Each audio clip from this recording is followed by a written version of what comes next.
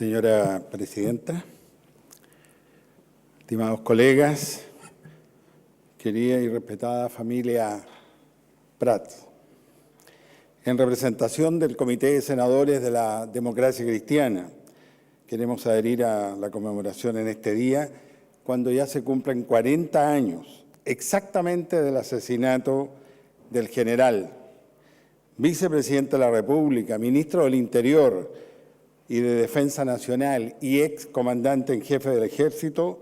don Carlos Prats González, junto a su esposa Sofía Kubert, en la ciudad de Buenos Aires, a manos de un comando de la DINA. Además de su impecable carrera militar, siempre como primera antigüedad, Carlos Prats destacó como un intelectual, autor de cuentos y ensayos, bajo el seudónimo de Aristarco, y amante de las artes. Nos legó en sus memorias Testimonio de un soldado, un acabado ensayo historiográfico sobre los tumultuosos periodos que le tocó vivir y su visión de las principales figuras políticas de la época, que se ha convertido con el tiempo en un libro esencial para quienes deseen de verdad conocer lo ocurrido en el país durante las décadas 60 y 70.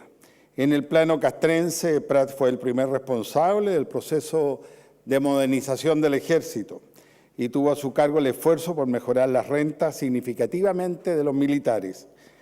Luego los sucesos conocidos como el Tacnazo y más tarde ya como comandante en jefe fue indispensable a la hora de sofocar el tanquetazo del 29 de junio de 1973, cuando enfrentó en persona uno a los sublevados. La clara señal de descontento no sirvió para evitar el movimiento definitivo del 11 de septiembre, pero para esa fecha Prats ya había renunciado a la institución a la que sirvió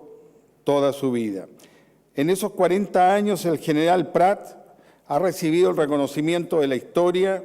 y una amplia valoración de todos los sectores nacionales,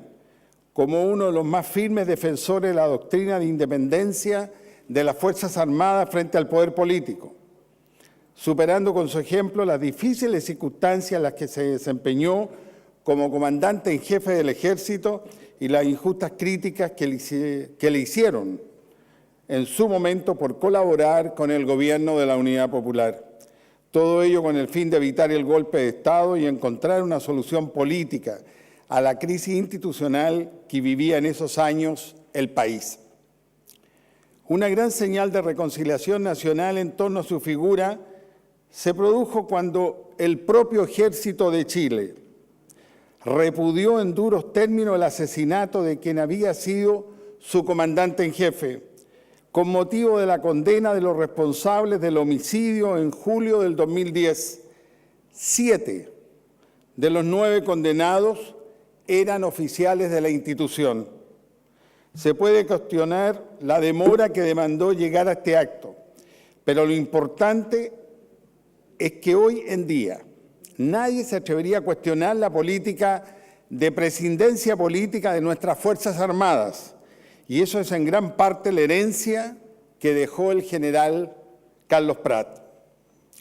Esperamos entonces que esta fecha, que es indudablemente dolorosa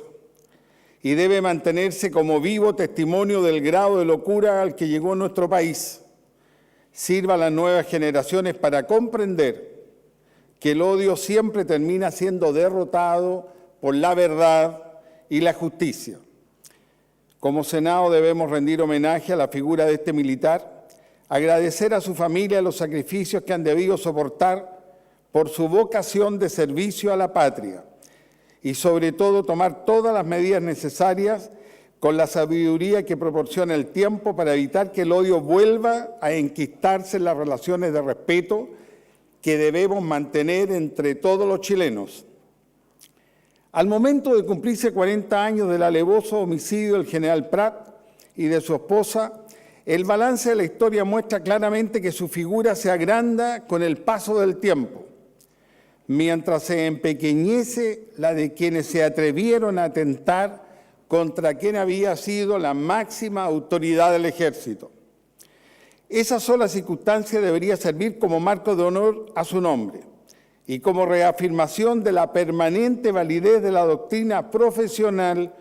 y de prescindencia que deben observar las ramas de la defensa nacional. La sociedad ha aprendido mucho en estos difíciles años y es impensable que se vuelvan a producir